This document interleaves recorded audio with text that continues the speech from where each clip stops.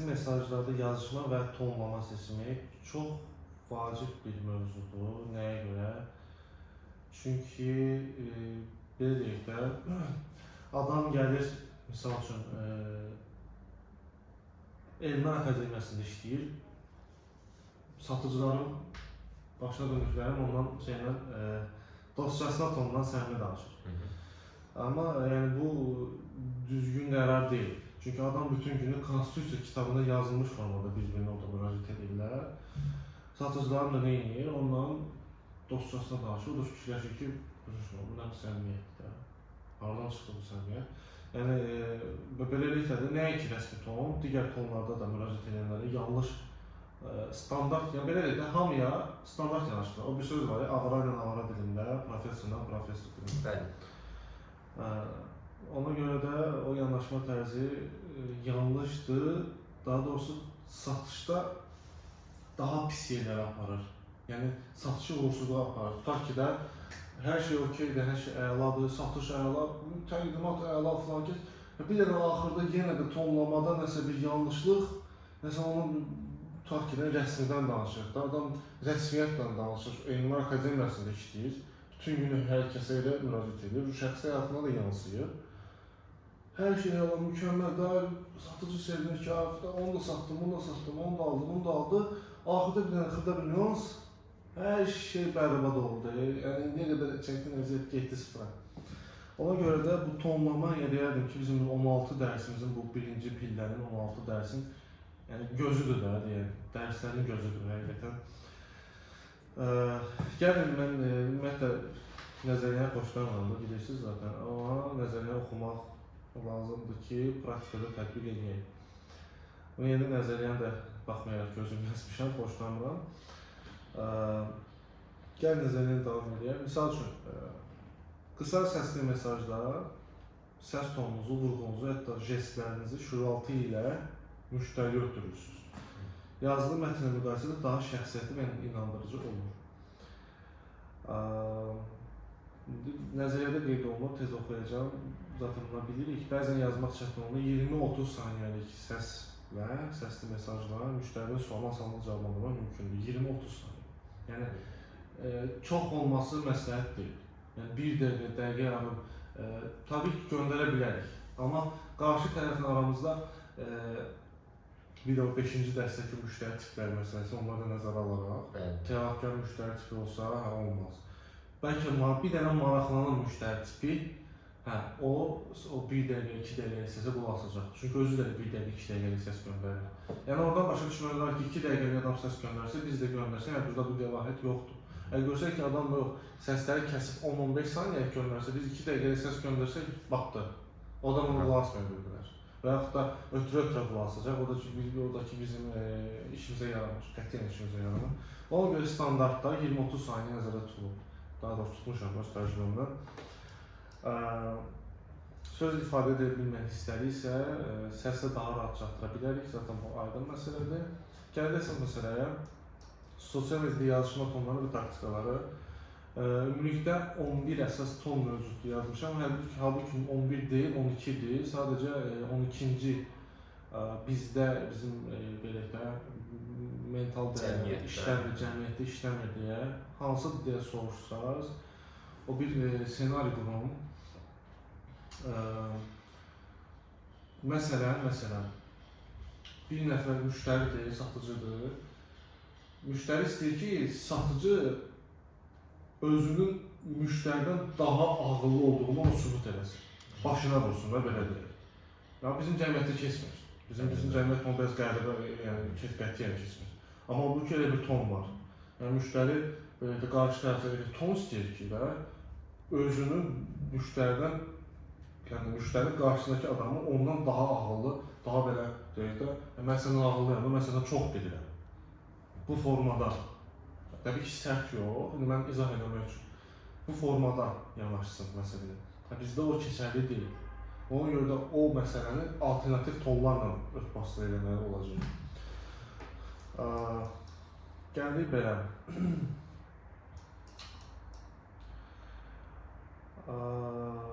Sosial mediada deyil müştərilərlə ünsiyyət qurarkən seçdiyiniz ton mesajınızın necə qəbul ediləcəyini müəyyən edir. İstər yazılı, istər də səsli mesaj olsun, müştəriyə nə dediyiniz qədər necə dediyiniz də önəmlidir. Demək, 11 ton dedik, bunları bir xırdalayaq. Birinci rəsmi ton var, peşəkar tonumuz var, dostcasına, rahat, yəni termini, casual, gündəlik misal üçün rahat geyim. Onun elə bir ton versiyası rahat. Misal üçün, dostunuzla necə danışırsınız? Çox rahat bir şəkildə bəli. Müştərilə də danışa bilərsiniz, elə bir ton var. Amma təbii ki, yerləri var, zamanı var, adamı var. Humoristik var, zarafat. Empatiya var, empatik. Apologetik var. Persuasiv var, motivasiya edici var, məlumatlandırıcı var və birbaşa var. Yəni, çoxluğu məncə qorxutmasın. Sadəcə bunları belə deyək, biz təbii ki, öncəki dərslərimizdə də tətbiq edəcək metodika nədir? Nəzəriyyəyə fikir vermirik. Nəzəriyyə sadəcə biz dərsi keçəndə bizə lazımdır. Bizim əsas məqsədimiz tətbiq eləməkdir. Bunlar da elə. Bir tətbiq eləyəcəyik. Avtomatik müştəri yazışmalarında biz nə demişdik əvvəllər? Biz şüuraltımızı trening eləməliyik ki, şüuraltımız bizə dəstək olsun. Biz oturub fikirləşməyik. O necə edir? Məsəl üçün, mexanika maşında 2-dən 3-ə atanda biz atmırıq ki onu. Onu bizim şüuraltımız atır da bizim üçün. Çox belə baxımda çətin bir prosesdir. Özü bir, yəni, diplom işidir, yəni bunu müdafiə eləmək lazım. Yəni, muftaya basırsan, 2-dən 3-ü keçirirsən, sonra muftayla qalacaq zaman. Yəni, bunu biz fikirləşir eləmirik. Bunu biz mexanika maşını sürməyi öyrənəndə beynimizə öyrətmişik bunu. Trening eləmişik. Beynimiz, şüuraltımız bunu artıq bilir. Və biz orada 2-dən 3-ə biz atmırıq, onu şu beynimiz atır. Burada da artıq 11 ton var, bu çox qorxuda bilər ki, 11 ton. Halbuki biz real mühitdə, iş praktikasında, biz onu artıq tətbiq edəcəyik. Daha doğrusu, beynimiz bizə kömək edəcək ki, bu hansı tondur, bu tondur, misal üçün də, öz-özümüzə, bu tondur, bununla belə davam etmək lazım. Daha belə olmayacaq ki, aylarını 11 dənə ton oxumuşdur, görəsən hansıdır, bir qoyun yoxlayın, elə olmayacaq, elə olsa batdıq. Elə olsa heç nə öyrənilməyəcək. Zaten mən imkan verəm ki, elə olsun. Ona görə tam praktika, satış tam praktikadır. Nəzəriyyə sadəcə oxuyuruq. Gəldik, başladaq. Birinci tondan rəsmi tondan. Deməli, rəsmi tonun hazır öncə də misal çəkdiyim kimi, bu Elmlər Akademiyasında işləyən şəxs, dövlət sektorunda işləyən şəxs, misal hərbçilər ola bilər və s. Misal üçün, polisin vətəndaşa olan müraciətində deyil, necə müraciət, vətəndaş deyə müraciət edir. Vətəndaş necə müraciət edir, cənab rütbəsi ilə deyə bilər, cənab serjant, cənab polis, adını birisi adı ilə müraciət edə bilər. Belə, yəni bu müraciət forması rəsmi müraciət formasıdır və düzdür, ümumiyyətlə, onlayn satışda, yəni Instagramdan, TikTokdan falan gələn müraciətlərdə çox da aktual deyil. Yəni, çox az adam var ki, bu tonda müraciət edir, amma var. Təbii ki, var, deyiləm, dövlət strukturunda işləyən nə qədər şəxs var.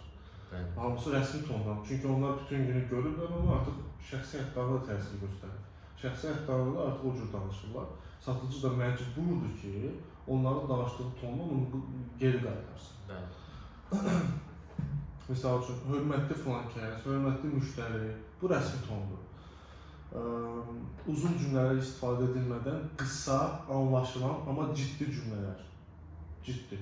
Misal üçün, gəlin tam oxuyum, sonra misal çəkim. LinkedIn yazışmaları, rəsmi e-postlar istifadə edəmək olar. Daha doğrusu LinkedIn-də ikinci tonda o vaxtda danışacağıq. Yəni olur, mümkündür. Hökumət, rəsmi sənəd və ya sərt müqavilə bəndləri müzakirəsində rəsmi ton daha uyğundur. Cümlələri, misal üçün, səliqəli, qrammatik cəhətdən mükəmməl formada qurmaq lazımdır, səhv yol verilməzdir. Misal üçün, nümunələr göstərim. Misal üçün, müştəri yazıb, bu sığorta müqaviləsinə hansı şərtlər daxildir? Yəni, suala baxaq da, bu sığorta müqaviləsinə hansı şərtlər daxildir? Hansı tondadır, rəsmi tonda. Adam rəsmi danışır. Biz ona rəsmi cavab verir. Deyə bilmək ki, ay qardaş falan, olmaz o. Yəni, mümkün deyil.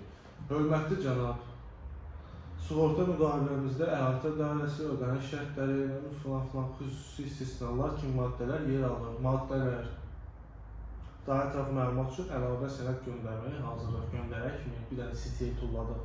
Yəni necə idi? Rəsmi. Mən ona cavab versəydim ki, qardaş, filan 5 dostçasına falan, qardaşım filan, sən nə danışsın? O qardaşım nədir? İtirdiyim işlər. İtirdin yox, şikayət edəcəksən. İtirsən xoşdur. O sənə şikayət, dövlət adamıdır o. Şikayət edəcəksən səndən. İtirsən xoş gələr. Yaxşı ki itirdin deyə. Hə, misal üçün ikinci nümunə, tender haqqında nələr təklif edirsən? Bu neysə, ən son ki başa düşdük. Yəni bunu müəyyən etmək zaten rahatdır. Çünki birlikdə məktəb tədrisindən də, universitet tədrisindən də zaten bu tonda bəzi yerlər istifadə olunur. Elə universitet tədrisində də istifadə olunur. Bəzi müəllimlər hətta bu tondan istifadə edir, müraciət edəndə. Yəni gündəlik həyatımızda da istifadə olunur, amma çox deyil. Yəni belə deyək də, 10 adamdan biri deyərdim, ikisi deyərdim ki, bizdə yəni istifadə, bizə müraciətdə istifadə oluna bilər satıcılara. İkinci əsas məsələ gəldik, ən çox istifadə olunan tondur, peşəkar ton. Peşəkar ton nəzəriyyə deyir ki, yazmışam ki, rəsmi tona yaxındır, amma biraz daha yumuşaqdır. Müştəriyə hörmətli şəkildə yanaşır, amma dil çox sərt deyil. Aydın və qısa cümlələrdən istifadə olunur. Tətbiq və taktikalar, daha çox işgüzar yazışmalar, mail, WhatsApp biznes mühitində istifadə olunur. Rəqiblərlə müqayisə, qiymət açıqlaması, texniki detallar, yəni qısa anlaşılan formada verilməsi daha yaxşıdır, məqsədə uyğundur. Yazışmada emoji istifadə etməkdən çəkinmək lazımdır, olar, amma istənilsə çox minimal səviyyə, misal üçün əla göndərmək olar. Yəni peşəkar yanaşmada əla göndərmə olar, əl sıxışması göndərmə olar emoji olaraq. Yəni bunun da alternativləri yaxşı. Gəldik peşəkar ton. Dedik ki, ən çox istifadə olunan tonlardan biridir də. Peşəkar ton misal üçün də zəngdən danışır. Biz dərsimiz zəng deyil, təbii ki, yazışmada və səs göndərməkdir. Səsdən danışacağım. Hər vaxtınız xeyir filankəs bəy. Sizinlə danışan filan şirkətdən filan kəsdir. Filan şey belə oldu, oradan belə gəldi. Filan tarixdə filan şey baş verəcək. Sizi xoş olardı ki, filan tədbirimizdə görək. Peşəkar danışır. Rəsmiyyət var? Yox. Rəsmiyyət deyil.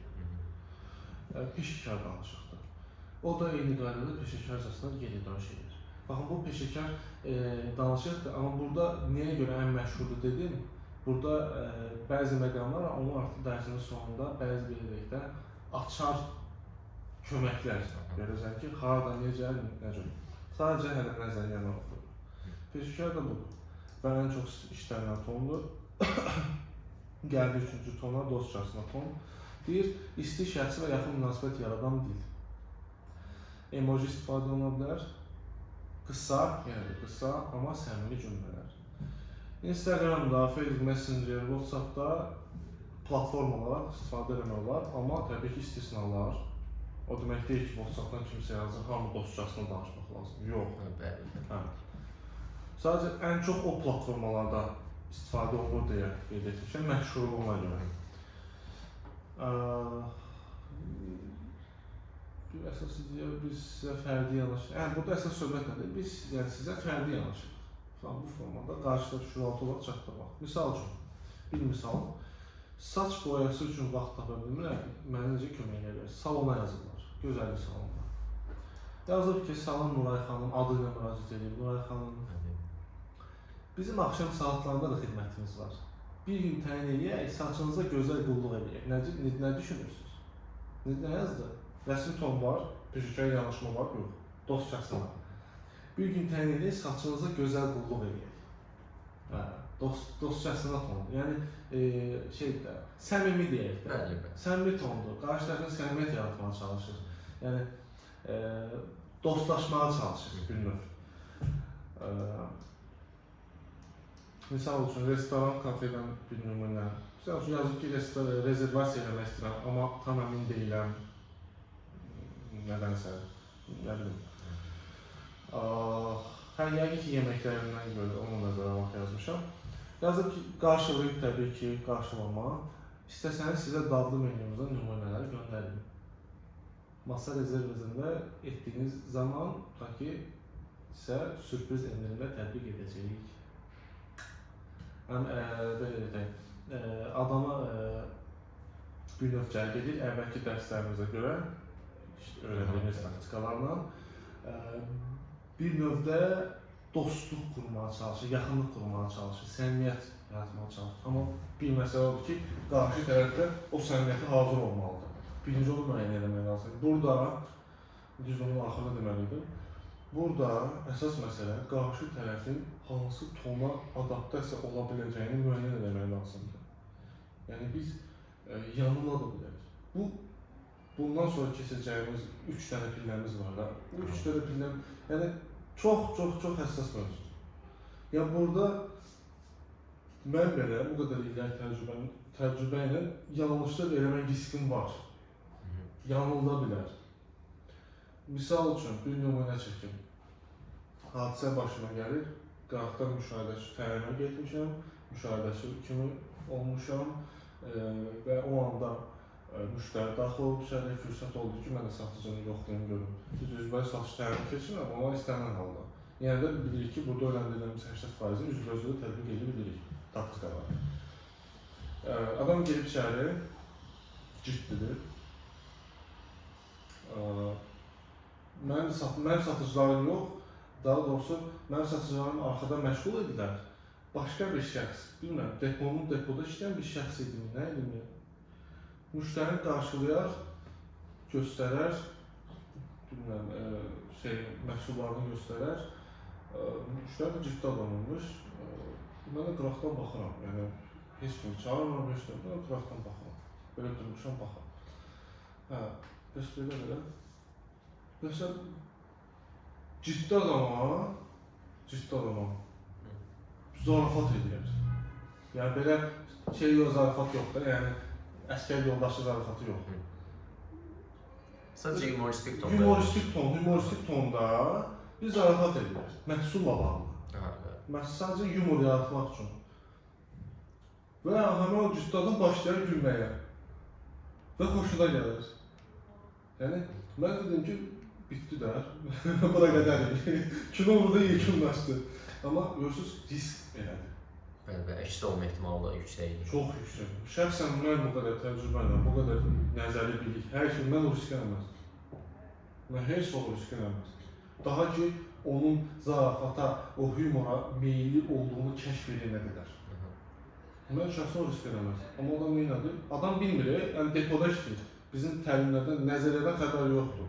Satışdan xəbəri yoxdur. Amma öz xarakterini qoydu ortalığa. Deyib görən adam imiş, satıcı, depoda işləyən. Xarakterini qoydu ortalığa və düşündü ki, bəlkə heç düşünmədi, təbii ki düşünmədi. Tulladı. O tutdu. Risk elədi. Yəni çox risk elədi. Şəxsən mən o riski atmazdım. Demək istəyirəm ki, yəni risk də İndi məndən soruşulsa ki, tövsiyə olunurmu, mən buraxıram qarşı tərəfin öhdəliyinə. Qarşı tərəf qoyucu qərarı versin. Mən deyirəm, satışda da biz əvvəlki təlimlərdə də deyirdik həmişə. Şəxsi xarakterimizi işə yansıtmaq olmaz. Şəxsi xarakteri işə yansıtmaq olmaz. Amma mən şəxsən risk eləməzdim. Amma risk eləməyə bəzi hallarda bir sanışıq dəyər. Biri var, söhbət uzanacaqdı. Mən orada olsaydım, söhbət uzanacaqdı. Daha ki, mən onu tələbatını aşkarlanı edər, paralel olaraq hansı tonda danışmalıyım, onu aşkarlanı edər, hansı müştəri tipi ilə onu aşkarlanı edər. Biraz vaxt gedəcəkdir, vaxtımı alacaqdır. Adam elədi, risk elədi, bəlkə də həyatını risk atdı, partlatdı və bir anlıq loyallıq yarandı. Adam yəni 2500-3000 manatlıq alverləri çıxdı. Yəni bir zarafatla, bir səmimiyyətə, risklə həm şirkətə qarşı, həm şəxsi sahibi depoda işləyən müvəqqəti satıcıya qarşı yəni müştərinin gözünün altında satıcıdır o, partlatdı. Yəni risk elədi. Ona görə mən riskdən yana deyiləm, amma yəni qarşıdakının belə Münasibətinə görə, onun tipini aşağı-yuxarı təxmin eləməyimizə görə alına biləcək risk ola bilər. satışda belə də 6-cı hiss var. Bəli. O belə satışın predmetləri var ki, hansı ki keyfiyyətlər hər bir kəsdə var. Bu haqda danışmışdıq. Misal satışın analitik qabiliyyət, müştəri tipini aşkarlamaq üçün, tez aşkarlamaq üçün, hazır cavablıq, uydurmaq, yəni belə deyək də ssenari qurma qabiliyyəti anında satıcıya lazımdır. Bu belə deyək də risk almaq bəzi məqamlarda 6-cı hiss, yəni bu kimi emosional zəka, yəni bu kimi şeylər satıcıya lazımdır, predmetlər. Misal üçün hər kəsə o verilir, bir verilir. Hər kəs, tutaq demişdim, nümunə çəkmişdim, bir şəxs var, mənim təlimimi alır, Fərdi. Adam maraqlanan müştəri tipləri ilə mükəmməl danışır. Şəxsən mənim səbəbim çatmaz onlarla danışmağa. Maraqlanan müştəri tipləri nədir? 5-ci dərsimizdə çoxlu suallar verir, çoxlu belə deyək də, adamın birinə bezdirir. Amma ondan xoşlayır onlarla işləmək. O fikir istedaddır, verilir ona. O da onu istifadə edir satışda. Satışda belə şeylər var. Davam edək, 4-cü ton rahat ton və humoristik ton, apologetik. Bu haqda isə düşünürəm, ikinci hissəyə bölək. İkinci hissəyə bölək və bunun növbəti dəstədə çünki qarşılamayaq. Başlayaq bunların praktikasına 5 tonun. 5 tonun praktikasını, daha doğrusu 3 tonun rəsmi, peşəkar və dostcası ilə ən çox işlədilən tonlardır, ən çox populyar. Bunu tam bu praktikasına başlayırıq, nəzəriyyətdən çıxırıq, xoşlamadığım şeydən. Keçirik tam praktikaya, real mühitdə bunu tətbiq edirik.